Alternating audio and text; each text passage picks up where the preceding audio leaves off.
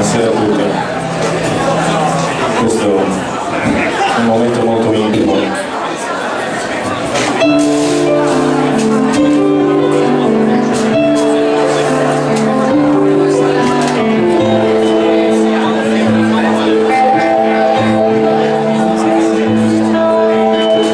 Le emozioni sono cose strane, sarebbe meglio evitarle sempre e non pensare di accorciare, e accorciando non sempre domani invece devo ripartire per un altro viaggio.